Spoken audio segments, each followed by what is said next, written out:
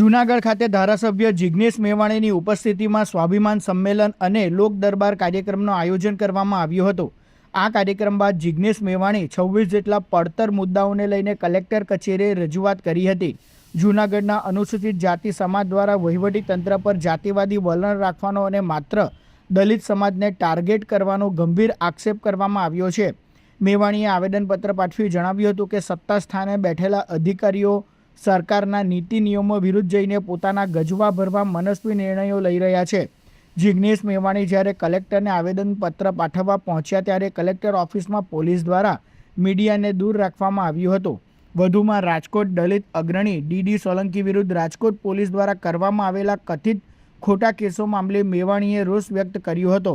તેમણે રાજકોટ ડીસીપી જગદીશ બાંગરવા વિરુદ્ધ ગંભીર આક્ષેપો કરતા જણાવ્યું હતું કે જો આ મામલે વહેલી તકે યોગ્ય કાર્યવાહી નહીં થાય તો આગામી 14 એપ્રિલના રોજ રાજકોટમાં 1 લાખથી વધુ દલિતો એકત્રિત થઈ વિરોધ પ્રદર્શન કરશે।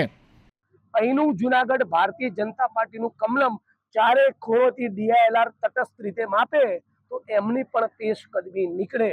ભાજપના અનેક નેતાઓએ ઇલીગલ એન્ક્રોચમેન્ટ કરેલા છે, એમાં કોઈ એક્શન લેતા નથી। એટલે ક્યાંક ને ક્યાંક મ્યુનિસિપલ તંત્ર, કલેક્ટર તંત્ર, જિલ્લા પંચાયત ત્રણેય સાથે મળી આખા જૂનાગઢની જનતાને લૂંટી રહ્યા છે।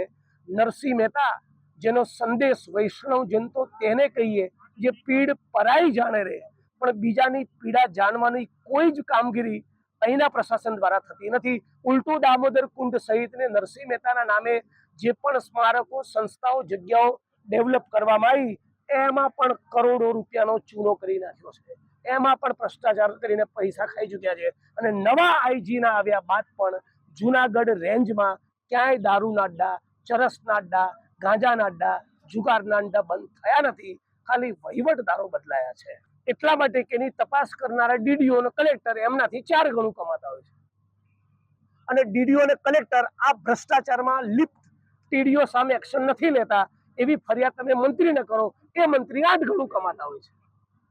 એટલે મૂળ ચોરના ભાઈ બધા ઘંટી ચોર છે, અને આના કારણે જ નેતાઓ અને અધિકારીઓના ભ્રષ્ટાચારના કારણે જ જૂનાગઢ, સૌરાષ્ટ્ર અને ગુજરાતની જનતા એ ત્રસ્ત થઈ ચૂકી છે। આના સમય તો આવનાર સમયની અંદર ગુજરાત અને જૂનાગઢ કેવું લાગશે? અત્યારે દેખાય છે એનાથી પણ વધારે ભૂંડું લાગશે।